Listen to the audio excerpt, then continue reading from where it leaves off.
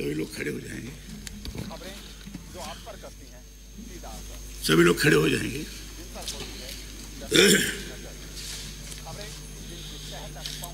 हम भारत के लोग भारत को एक संपूर्ण प्रभु संपन्न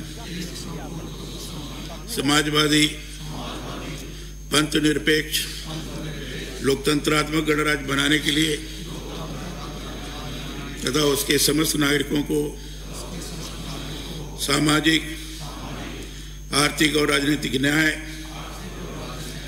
विचार, अभिव्यक्ति, विश्वास, धर्म और उपासना की स्वतंत्रता,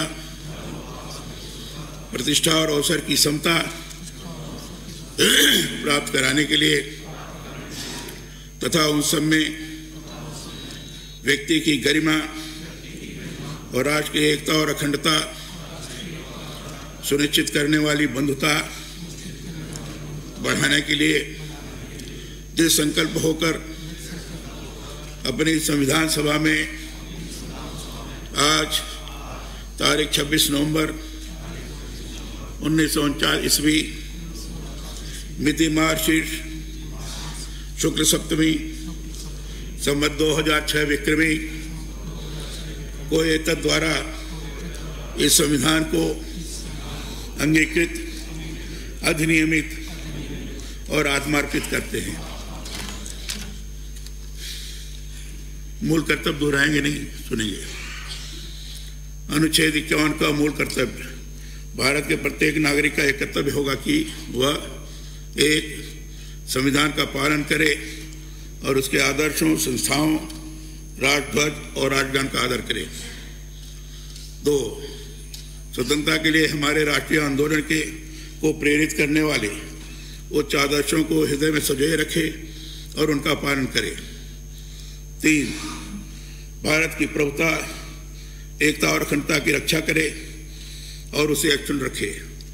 4, देश की रक्षा करे और आह्वान किए जाने पर राष्ट्र की सेवा करे। 5, भारत के सभी लोगों में समरसता और समान भ्रातृत्व की भावना का निर्माण करे, जो धर्म, भाषा और प्रदेश या वर्ग पर आधारित सभी भेदभाव से परे हो। ऐसी प्रथाओं का त्याग करे जो स्त्रियों के सम्मान के विरुद्ध हैं। 6, हमारी सामाजिक संस्कृति की गौरवशाली परंपरा का महत्व समझे और उसका परिरक्षण करे। 7, प्राकृतिक पर्यावरण की, जिसके अंतर्गत वन, झील, नदी और वन्य जीव हैं, रक्षा करे और उसका संवर्धन करे तथा प्राणी मात्र के प्रति दया भाव रखे।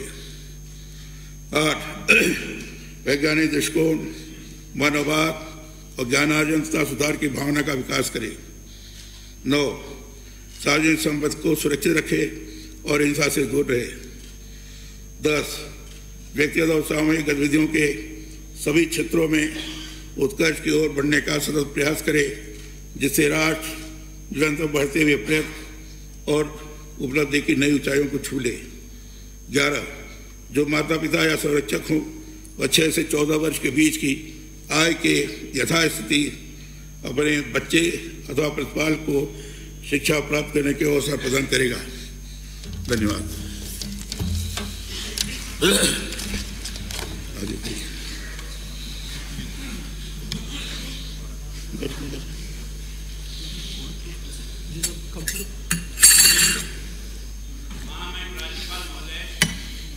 विनम्रता से आपसे निवेदन कर रहा हूँ, ये सत्र और आज आप जो भाषण पढ़ेंगे उन 50 लाख बच्चों का कौन चिंता करेगा जो पेपर आउट होने के कारण से अपने भाग्य से भाग रहे हैं। राज्यपाल महोदय, 2 बार हो जाए, आपके अभिभाषण से पहले कोई बोल नहीं सकता है, परंपरा रही है सदन की। अगर यही वास्तव में आपका और हमारा कर्तव्य केवल इतना ही है कि यहाँ खड़े रह करके केवल भाषण पढ़ना और भाषण सुनना ही है, गलत तरीका है। आज तक ऐसा नहीं हुआ। मैं सोचता हूँ इस बारे में सोचना पड़ेगा आपको। अगर इस तरह से चलेगा, धज्जियां उड़ा के रख दिया आपने और संवैधानिक पीठ के आप इंचार्ज हो, आप संविधान की रक्षा करने वाले हो, आप संविधान की रक्षा क्या, ये किस तरह से हालात हो रहे हैं। मैं सोचता हूँ अगर यही महोदय विशिष्टताएं हैं। वीरता के साथ त्याग, तपस्या और बलिदान यहाँ के कण में है। महाराणा प्रताप से लेकर पन्नाधाय, वीर दुर्गादास राठौर, भामाशाह, मीराबाई, नानीबाई और खैरी की अमृता देवी तक सबने बिना किसी धार्मिक, जाति, क्षेत्रीय और भाषाई भेदभाव के संपूर्ण समाज को साथ लेकर न केवल अपना जीवन जिया बल्कि सदियों के लिए संसार को एक अच्छा जीवन पद दिया। इन्हीं परंपराओं को आगे बढ़ाता मारवाड़ी के नाम से दुनिया में मशहूर राजस्थानी समुदाय है, जो जहाँ गया वहीं के समाज और वहीं की संस्कृति में रच-बस कर राज्य का नाम रोशन कर रहा है। क्या करें?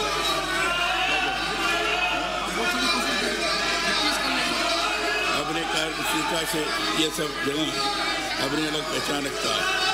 हम सबके लिए अत्यधिक हर्ष का विषय है। इस बार राजस्थान दिवस पर राज्य के निर्माण का हीरक जयंती वर्ष भी शुरू हो रहा है।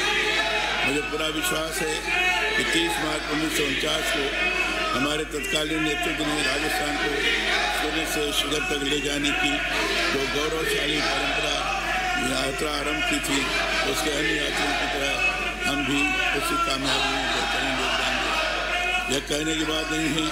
जन भावनाओं को व्यक्ति देने वाला राजस्थान का यह पवित्र सदन अपने गठन से लेकर राज्य के विकास को प्रभावी और गतिशील नीति देख रहा है। राजस्थान को विकसित राज्य बनाने की जो परिकल्पना हमारी सरकार और प्रदेशवासियों ने सुझाई है, उसे साकार होकर देखना हम सबके लिए एक ऐतिहासिक अवसर है। अब हमारा प्रदेश मॉडल स्टेट के रूप में उभर रहा है। यह प्रसन्नता का विषय है कि हमारी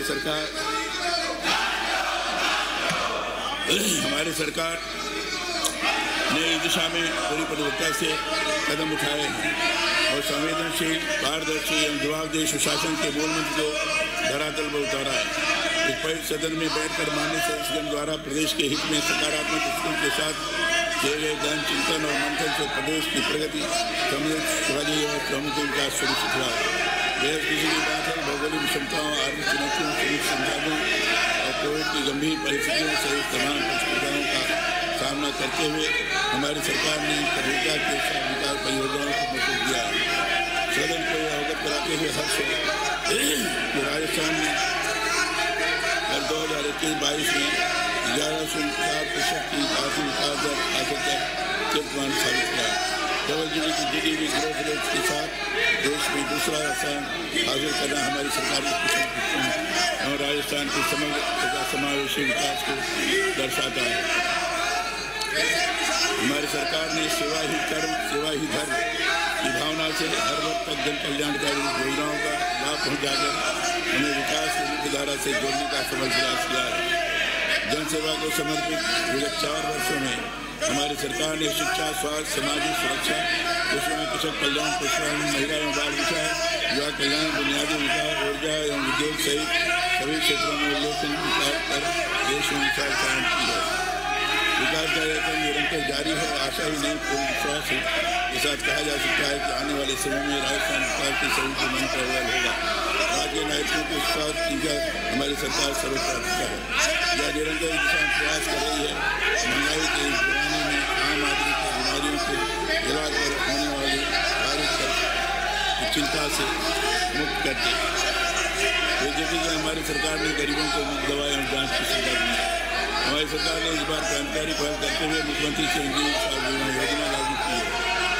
इस योजना के माध्यम से राज्य के हर नागरिक को 10 लाख रुपए का स्वास्थ्य बीमा और 5 लाख रुपए का दुर्घटना बीमा कवर दिया गया है। इस बीमा पॉलिसी के तहत करीब 1750 साल पंजीकृत है। यह हम सबके लिए खुशी की बात है कि राज्य के लगभग 40% लोग अस्पताल बीमा धारक हैं, जबकि राष्ट्रीय स्तर पर यह आंकड़ा महज 41% है। चिरंजीवी योजना से अब तक राज्य में 31,58,000 लोगों का उपचार किया जा चुका था। पिछले सरकार पर 3,626 करोड़ रुपये व्यय किए जा चुके हैं। लंबे समय से चिकित्सा और शिक्षा पर सरकारी खर्च बढ़ाने की मांग होती रही है, लेकिन सच्चाई यह है कि यह बढ़ नहीं सकता। पूर्ववर्ती सरकार ने इस स्तर पर होने वाला खर्च 2,000 करोड़ रुपये था, जिसे बढ़ाकर हमारी सरकार ने लगभग 20,000 करोड़ रुपये कर दिया है। मुख्यमंत्री चिरंजीवी योजना को भी इससे जोड़ा गया है, जिसके तहत किसी भी राज्य के व्यक्ति की दुर्घटना हो, गिरफ्त होने वाले संबंध चिकित्सालयों में 72 घंटे तक निःशुल्क उपचार दिया जाए। मुख्यमंत्री निःशुल्क दवा एवं जांच योजना का दायरा बढ़ाते मुख्यमंत्री निःशुल्क राजस्थान योजना प्रारंभ कर दवाइयों एवं जांच की सुविधा राजकीय चिकित्सालयों में उपलब्ध कराई जा रही है। प्रदेश के राजकीय चिकित्सा संस्थानों में वित्तीय वर्ष 2022-23 में मुख्यमंत्री निःशुल्क निरोगी दवा योजना के अंतर्गत नवंबर 2022 तक करीब 949 करोड़ रुपये देकर 7 करोड़ 50 लाख मरीजों को लाभान्वित किया गया। वर्तमान में आवश्यक दवा सूची में 1326 दवाइयाँ 928 संस्था 150 सेंटर्स को शामिल किया गया। निरोगी राजस्थान अभियान के अंतर्गत राज्य में प्रत्येक राजस्थान में महिलाओं और पुरुष की सेवाएं उपलब्ध कराई जाएंगी।